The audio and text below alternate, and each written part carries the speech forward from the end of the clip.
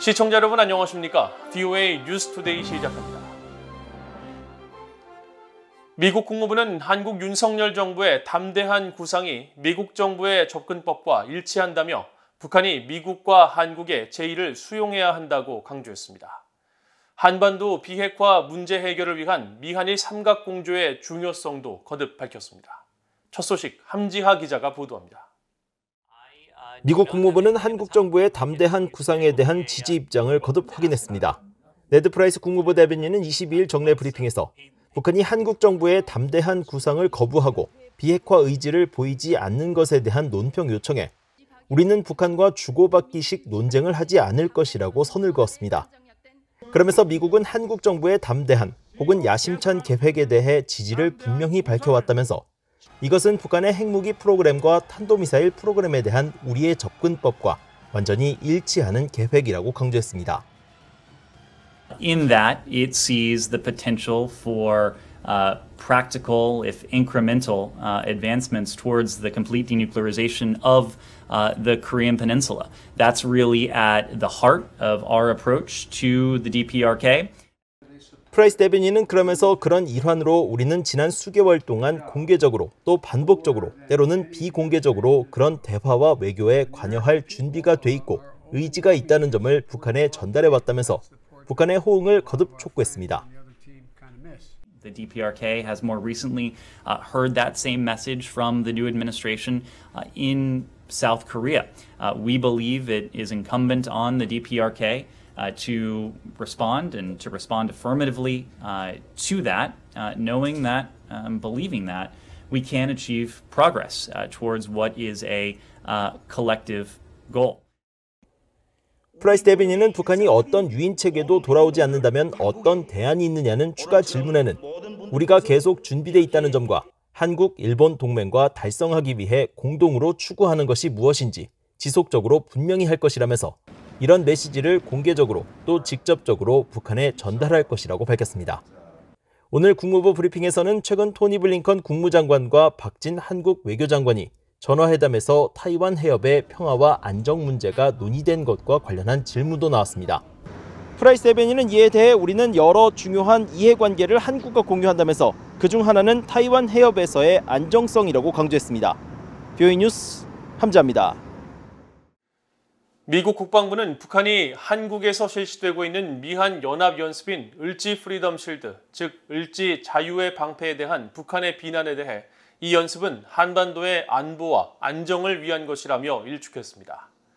마틴 메이너스 미국 국방부 대변인은 22일 북한이 대외 선전 매체들을 통해 이번 훈련이 문재인 정부 때 체결한 9.19 남북 군사합의 위반이라고 주장하면서 대가를 치르게 될 것이라고 위협한 것에 대한 VOA의 논평 요청에 이같이 답했습니다.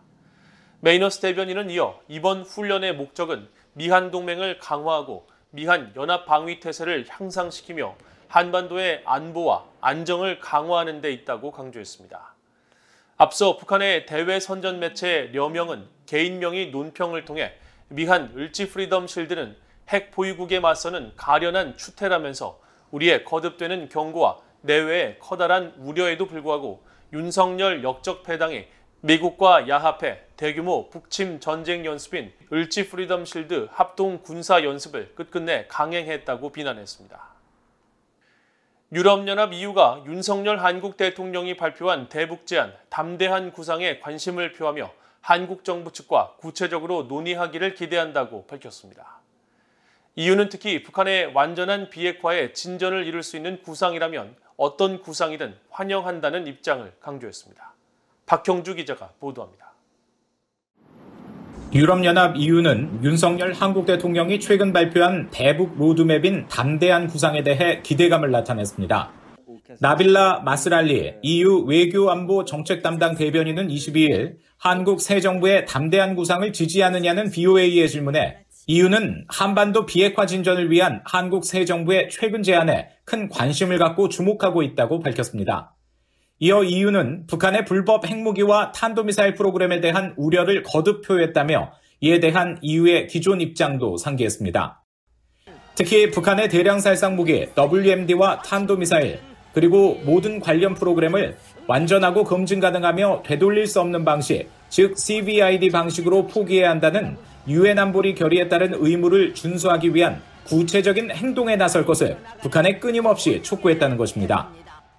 이유는 이런 의미에서의 진전을 가능하게 하는 어떤 구상도 환영할 것이라며 따라서 한국 측과 최근 제안에 대해 상세히 논의하길 고대한다고 마스랄리 대변인은 밝혔습니다.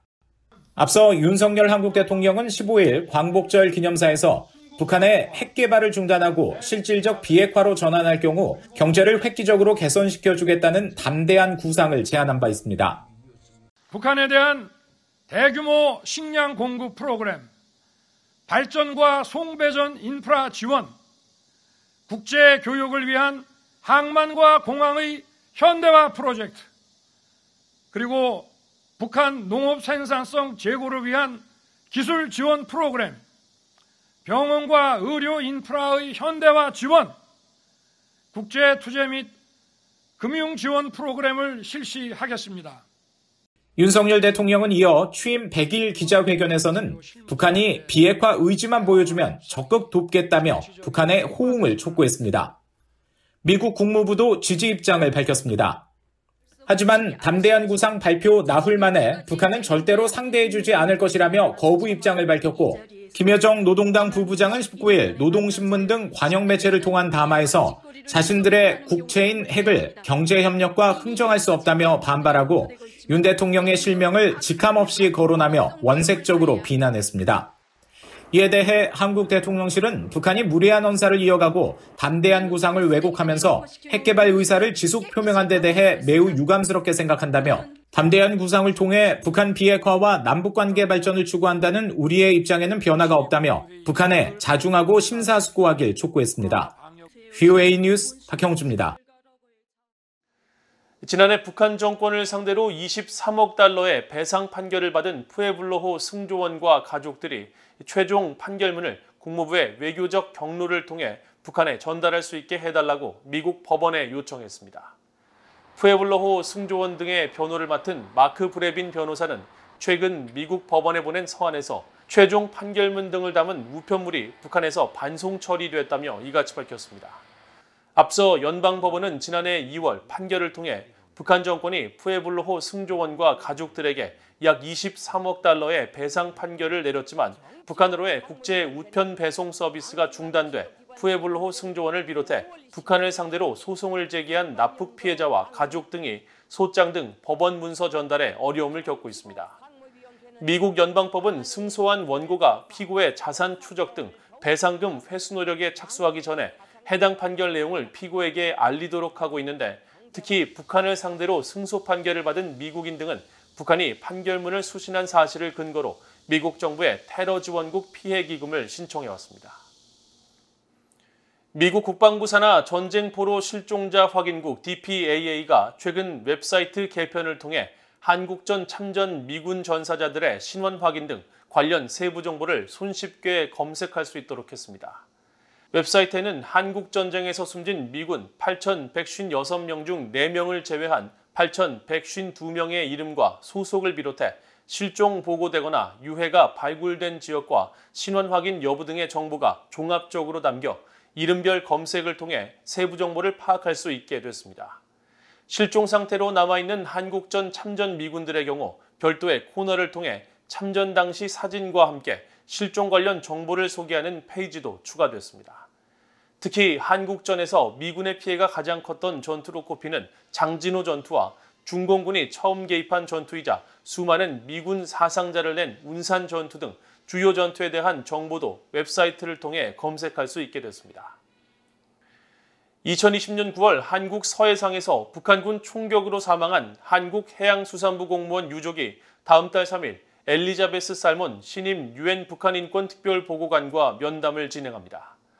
북한군에 의해 사망한 해수부 공무원 고 이대준 씨의 형 이대진 씨는 22일 VOA에 다음 달 3일 오전 10시에 살몬 특별보고관과 면담이 잡혔다는 연락을 서울 유엔 인권사무소 측으로부터 받았다고 밝히고 살몬 특별보고관과의 첫 면담에서 동생의 죽음에 대한 국제사회의 엄중한 조사를 촉구하고 북한의 만행을 널리 알려줄 것을 요청하면서 유엔 총회에서 자신이 연설하고 남북한 공동 진상조사를 시작할 수 있도록 도와달라고 부탁할 것이라고 말했습니다. 엘리자베스 살몬 신임 특별보고관은 오는 29일부터 다음 달 3일까지 한국을 방문합니다. 이상으로 VOA 뉴스투데이를 모두 마칩니다. 시청해주신 여러분 고맙습니다.